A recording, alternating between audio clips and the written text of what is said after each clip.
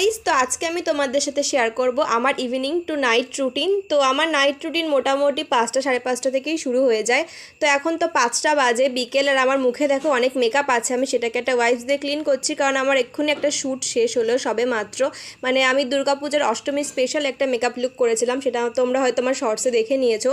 তো সেই মেকআপটাই এখন আমি রিমুভ করছি। তো টানা 3 থেকে 4 ঘন্টা লেগেছে মেকআপটা আমার করতে, শাড়ি পরে। তারপরে ফ্রেশ হয়ে দেখো আমি একেবারে রান্নাঘরে চলে আসলাম একটু সন্ধেবেলার খাবার বানাবো বলে। তো আমি রোজ সন্ধেবেলায় মোটামুটি তোমরা জানো যে আমি দুধ খাই। তো আজকে দুধের সাথে ভাবলাম ওটস খাবো। এবার শুধু ওটস না ভালো লাগে না, তো আমি 1 চামচ থেকে 2 চামচ চিনি মিশিয়ে দিই, তাহলে বেশ খেতে ভালো লাগে।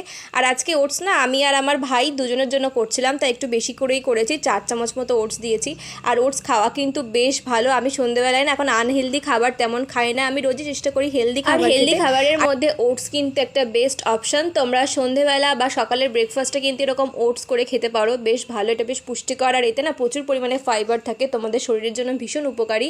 তো ওটস তোমরা দিনে চেষ্টা করবে একবার করে ইনটেক করতে, হয় সকালে না এরকম সন্ধ্যের দিকে। আমি কখনো সকালে খাই, কখনো সন্ধ্যেবেলা খাই।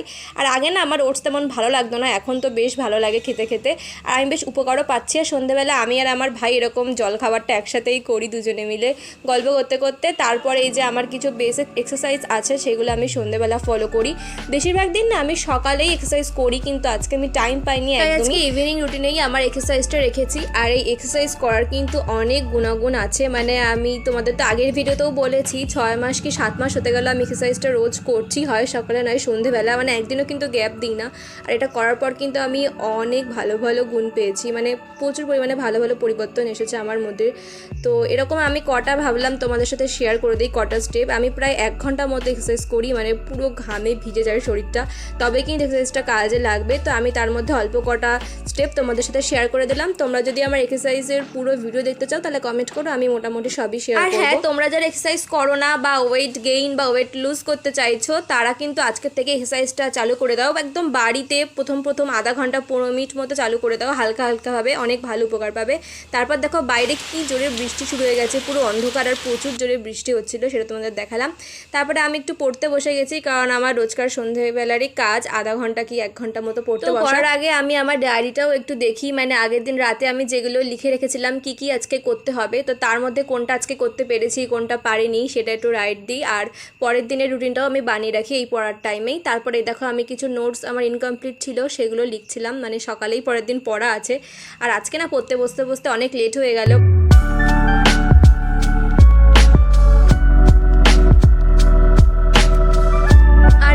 পড়ার মাঝেই না আমি 1 বোতল জল নিয়ে বসি, যাতে আমি জলটা ঠিকঠাক টাইমে খেতে পারি। তা না হলে কি বলতো, জল খাওয়ার কথা একদমই মনে থাকে না। আর আমাদের কিন্তু দিনে 3 থেকে 4 লিটার জল খাওয়া খুবই দরকার আমাদের শরীরের জন্য, শরীরটাকে প্রপার হাইড্রেশন পৌঁছানোর জন্য।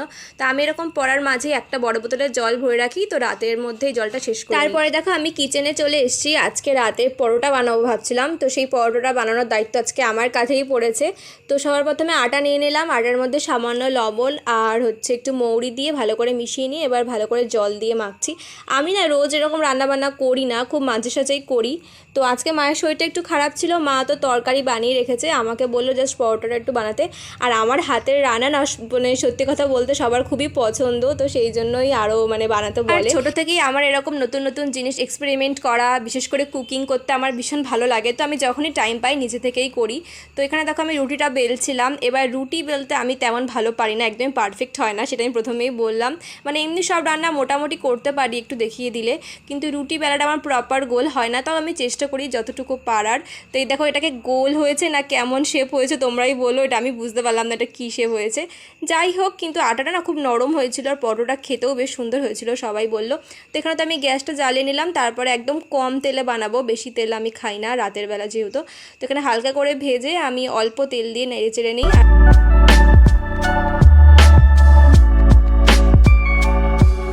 তারপরে দেখা একেবারে ডিনার করতে বসে গিয়েছি। আজকে রান্না করতে করতে অনেক লেট হয়ে গেছে, এখন তো 10:30টার উপরে বাজে। তো একেবারে গরম গরমে নিয়ে বসে পড়েছি। আর ইউজুয়ালি আমি ডিনার হওয়া মানে রান্না করার সাথে সাথেই ডিনার করতে বসে যাই, কারণ ওই ডিনার বানানোর 1 ঘন্টা পর সে ঠান্ডা হয়ে যায়, তখন খেতে আর ভালো লাগে না, গরম গরম খাওয়ার একটা আলাদাই ব্যাপার। তো আমি না রোজ ডিনার করতে করতে একটু টিভি দেখি, তো এখানে আমি টিভিটাই দেখছিলাম, কারণ সারাদিন তো তেমন টাইমই পাই না টিভি দেখার, তো টিভি বা ফোন এই ডিনার করতে করতেই দেখি। আর আজকে মা পরোটার সাথে একটু আলু আর পনির দিয়ে তরকারি বানিয়েছিল। তো এই যে গানটা আমি দেখছি, তোমরা বলো তো এটা কোন সিনেমার গান, তোমরা যদি বলতে পারো তাহলে কমেন্ট করে জানিও।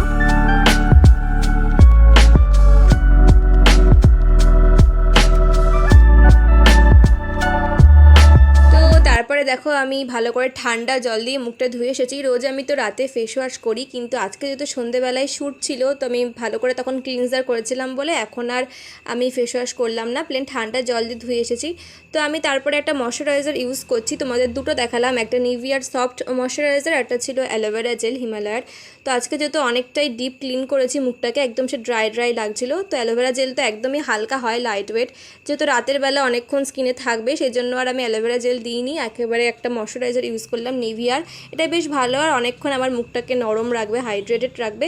তারপরে আমি একটা ঠোঁটে ভালো রকম করে ভেসলিনের মোটা একটা লেয়ার অ্যাপ্লাই করে নিই, কারণ আমার স্কিনটা তো প্রচণ্ড ড্রাই আর ঠোঁটটা তো একদমই ফেটে যায়, মানে গরমকালেও ফাটে, তো আমাকে ভর্তি করে করে ময়শ্চারাইজার অ্যাপ্লাই করতে হয়। আর রাতে না এরকম স্কিন কেয়ার করে আমি রোজই ঘুমাই, কারণ মুখে ওই ধুলো বালি নিয়ে স্কিন মানে আমি ঘুমাতে একদমই পারি না, প্রচণ্ড প্রবলেম হয়। চেষ্টা করবে রাতে স্কিন কেয়ার করেই ঘুমাতে, সকালে না করলেও রাতে করবে, কারণ রাতে স্কিন কেয়ার করাটাই সবথেকে বেশি ইম্পর্টেন্ট, কারণ সারা রাত ধরে আমাদের স্কিনটা রিপেয়ার হয়, হিল হয়, সেইটা আমি স্কিন কেয়ার করলে আমাদের পরের দিন সকালে উঠে দেখবে স্কিনটা খুবই সুন্দর হয়ে গেছে। আর চুল তো ছেড়ে আমি কোনোদিন ঘুমাই না, তো আমি ভালো করে চুলটা বিনুনি করে নিই, নাহলে আগাটা ফেটে যায়। আর আমার যেহেতু লম্বা চুল ছেড়ে ঘুমালে পরের দিন আর দেখা লাগবে না, পুরো জটে ভর্তি হয়ে যায়, তো আমি ভালো করে চুলটা সিকিউর করে তারপরেই ঘুমাই।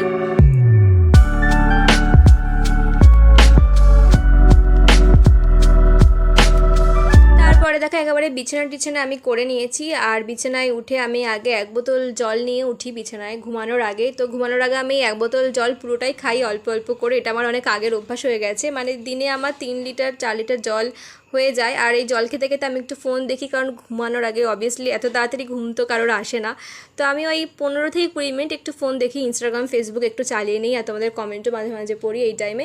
তো বেশি টাইম দেখি না, আর আজকে যেহেতু অনেকটা টায়ার্ড হয়ে গিয়েছিলাম এখনই ঘুম পেয়ে যাচ্ছে, মানে 5 মিনিটও হয়তো দেখিনি, কারণ সেই দুপুর থেকে শ্যুট ব্যায়াম তারপরে রান্নাবান্না সব করেছি, তো প্রচণ্ড ঘুম আসছিলো, মানে তাকাতেই পারলাম না। তো ফোনটা রেখে আজকের মতো আমি ঘুমিয়ে পড়ছি। তোমাদের আজকের ভিডিওটা কেমন লাগলো, তোমরা যদি আমার এরকম রুটিন আরও দেখতে চাও তাহলে কমেন্ট করে জানিও। আর আজকের ভিডিও ভালো লাগলে একটা লাইক শেয়ার, আর ফার্স্ট টাইম দেখলে চ্যানেলটাকে সাবস্ক্রাইব করে দিও। তো চলো আজকের মতো good night, tata, love you all, by.